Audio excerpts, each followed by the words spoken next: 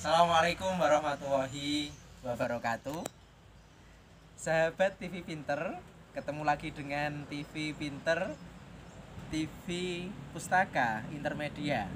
Kali ini Anda sedang menyaksikan info bahasa.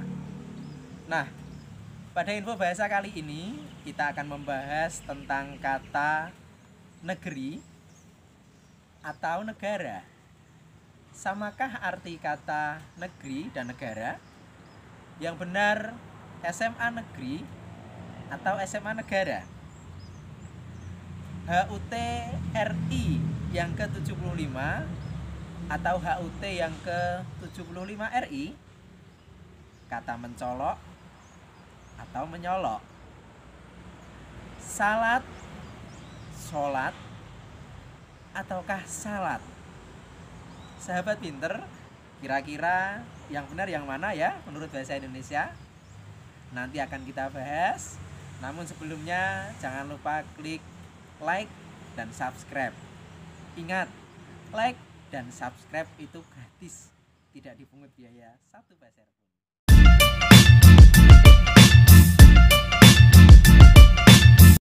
Nah, sahabat pinter, mari kita bahas. Samakah arti kata negeri dan negara? Yang benar SMA negeri ataukah SMA negara?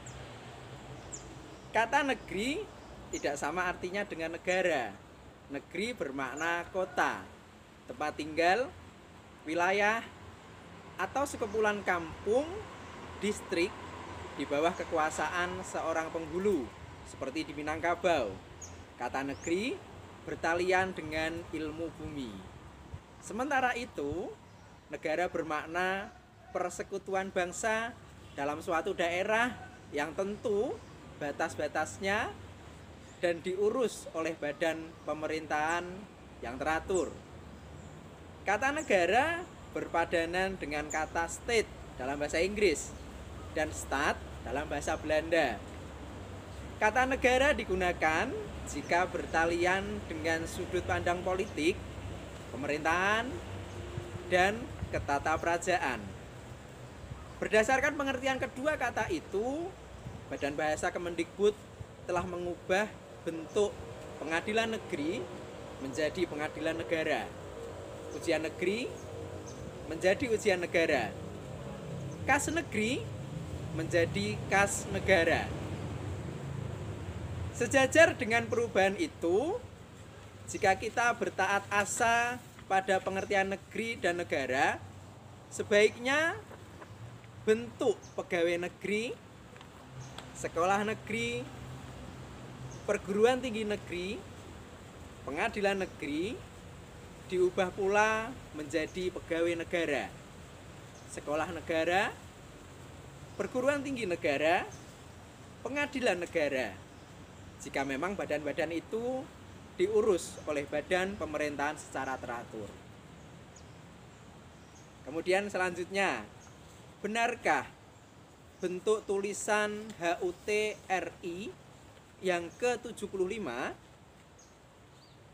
Bentuk tulisan HUT RI yang ke-75 dianggap kurang cermat karena dapat ditafsirkan bahwa negara RI sekurang-kurangnya ada 75.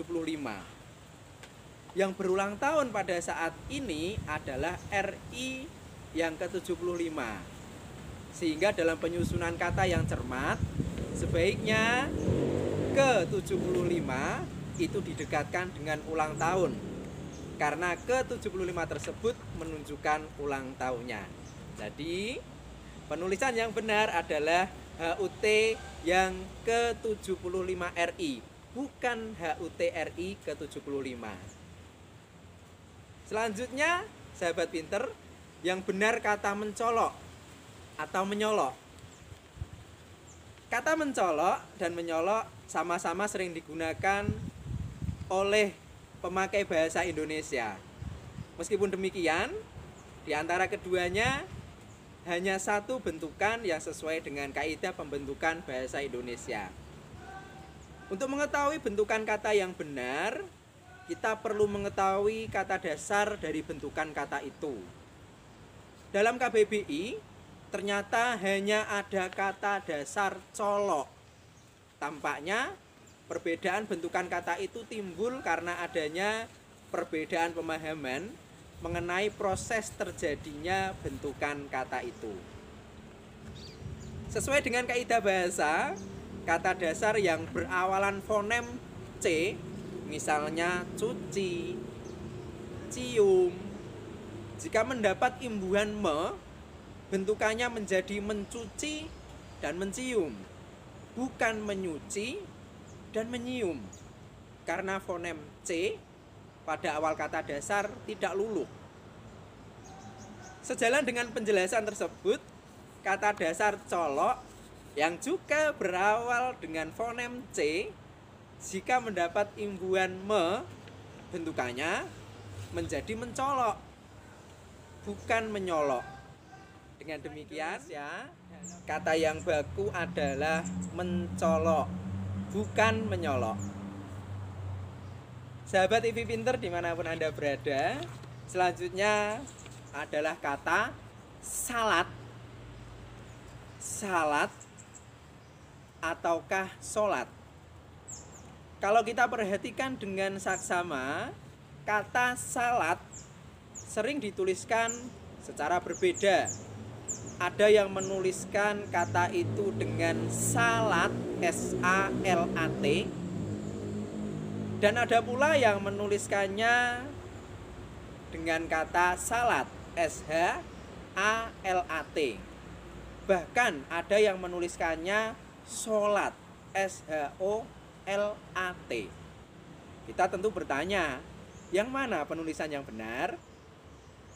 Suatu kata yang sudah menjadi warga kosakata bahasa Indonesia ditulis sesuai dengan kaidah penyisian pada pedoman umum ejaan bahasa Indonesia yang disempurnakan atau PUEBI. Sebaliknya, suatu kata Arab yang belum menjadi kata bahasa Indonesia seyogyanya ditulis mengikuti pedoman transliterasi Arab Latin. Kata salat, S-A-L-A-T, yang berasal dari bahasa Arab itu sudah menjadi kosakata bahasa Indonesia. Sekurang-kurangnya ada dua alasan yang mendukung pernyataan itu. Ialah kata itu sudah dikenal secara luas dan sudah tercantum dalam KBBI. Sebagai kata yang sudah menjadi kosakata bahasa Indonesia, kata salat hendaklah tidak ditulis salat, S-H-A-L-A-T, atau sholat, S-H-O-L-A-T. Dalam pedoman ejaan hanya 4 satuan bunyi yang dilambangkan dengan 2 huruf. KH, contohnya khilaf. SY, contohnya syarat. NG, contohnya ngeri. NY, contohnya nyeri. SH tidak termasuk. Jika demikian halnya, bagaimana kelaziman mengeja kata serapan dari bahasa Arab yang mengandung huruf sad? Penulisan kata-kata serapan semacam itu sudah ditetapkan dan diberlakukan secara taat asas. Contohnya, sahabat ditulis sahabat, mushibah ditulis musibah, nasihat ditulis nasihat, kisah ditulis kisah, maksiat ditulis maksiat. Dengan demikian, penulisan yang taat asas bahasa Indonesia adalah salat, S-A-L-A-T, bukan S-H-A-L-A-T. Demikian info bahasa kali ini. Semoga bermanfaat. Jangan lupa klik like dan subscribe agar Anda tidak ketinggalan informasi penting lainnya. Terima kasih. Dari saya mohon maaf. Terima kasih sahabat TV Pinter. Assalamualaikum warahmatullahi wabarakatuh.